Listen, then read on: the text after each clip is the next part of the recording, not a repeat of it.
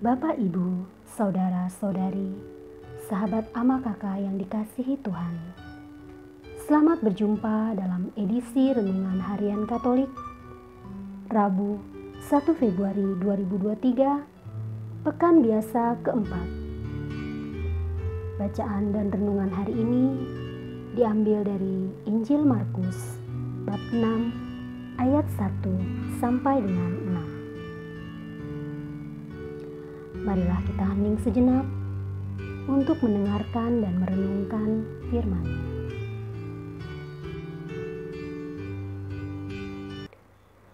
Semoga Tuhan beserta kita, sekarang dan selama-lamanya. Inilah Injil Tuhan kita Yesus Kristus menurut Markus. Dimuliakanlah nama Tuhan. Yesus ditolak di Nazaret. Pada suatu ketika, Yesus tiba kembali di tempat asalnya, sedang murid-muridnya mengikuti Dia. Pada hari Sabat, Ia mulai mengajar di rumah ibadat, dan jemaat yang besar takjub ketika mendengar Dia, dan mereka berkata, "Dari mana diperolehnya semuanya itu? Hikmat apa pulakah yang diberikan kepadanya? Dan mukjizat-mukjizat yang demikian, bagaimanakah dapat diadakan oleh tangannya? Bukankah Ia ini tukang kayu, anak Maria, saudara Yakobus, Yoses, Yudas dan Simon?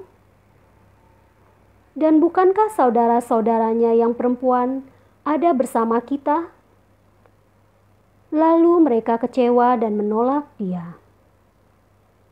Maka Yesus berkata kepada mereka, "Seorang nabi dihormati di mana-mana, kecuali di tempat asalnya sendiri, di antara kaum keluarganya, dan di rumahnya. Ia tidak dapat mengadakan satu mukjizat pun di sana, kecuali menyembuhkan beberapa orang sakit dengan meletakkan tangannya atas mereka." Ia merasa heran atas ketidakpercayaan mereka. Demikianlah sabda Tuhan. Terpujilah Kristus. Bapak, Ibu, saudara-saudari, dan sahabat ama kakak yang terkasih, Yesus dikagumi karena pengajarannya, tetapi ditolak karena dikenali asal-usul manusiawinya, yaitu sebagai anak tukang kayu. Sang Sabda telah menjadi manusia agar Allah yang sangat mengasihi manusia dapat memberikan pengajaran kepada mereka secara jelas. Namun, resikonya adalah manusia gagal mengenali identitas ilahinya, sehingga pengajaran, peringatan, dan pendidikannya diremehkan, bahkan ditolak. Kita perlu mengenali ajaran kebenaran terlepas dari sarana penyampaian yang digunakan Allah. Ibaratnya, kita perlu mengenal keberadaan sebongkah berlian, sekalipun berlian itu keluar dari mulut babi. Untuk itu, kita perlu mengasah hati melalui mendengarkan dan menjadi lebih akrab dengan sabda Allah, sehingga hati kita lebih tanggap dan mengenali kehadiran Allah.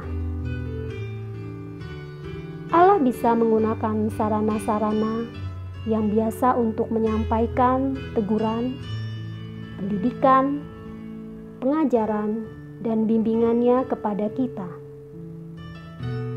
Kepekaan dan keakraban dengan sabda Allah membuat radar batin kita lebih peka dan mengenali kehadiran Allah dan kebenarannya.